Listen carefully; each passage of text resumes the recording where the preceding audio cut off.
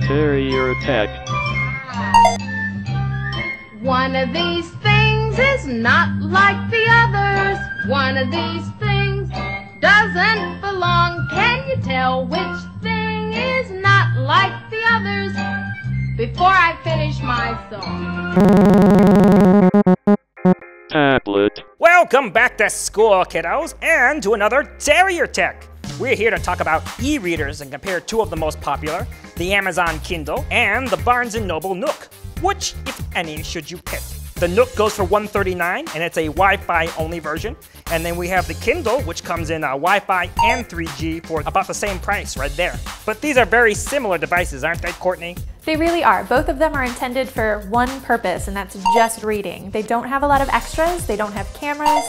The Kindle does have a limited web browser and it'll do some apps, but if you're really looking for web browsing and apps and games and things like that, you might want to take a look at the Nook Color. It's a little bit more expensive than these, and we didn't find it super practical as a reader, just because it's really heavy and there's a lot of glare. But it's half the price of the iPad, and it does come in somewhere between a reader and a tablet. You know, it's half the price, but you get to watch videos and read books and also have Android apps, so it's a great bargain out there.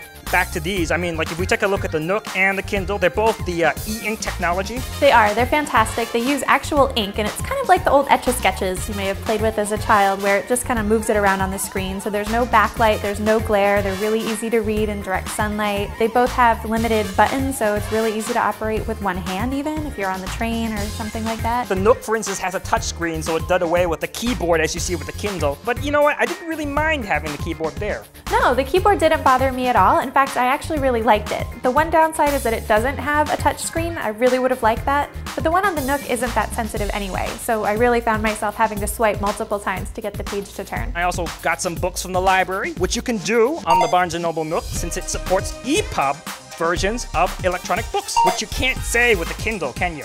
No, that's definitely a point for the Nook. So the one thing to keep in mind with these is whichever one you choose, you are stuck with it. They both use proprietary technology, so you really can't switch back and forth, but both of them do PDFs. However, the Kindle does a much better job. You can rotate, scale, and even make highlights on them, whereas the Nook won't do any of that. When you're looking at PDFs with the Nook, you're gonna have to run it through OCR, which is a optical character recognition, in order to get it to display properly on your Nook. And that's a lot of homework. You're better off just printing it out in that case. Another cool thing with the Kindle too is that any text that you highlight anywhere, if it's on a PDF or in a book, it will take all of your highlights and put them together in one document, so you can go back afterwards and see everything. Overall, out of these two devices, what would you recommend to the students? Well, first let me start by saying that neither one is quite ready to fully replace textbooks.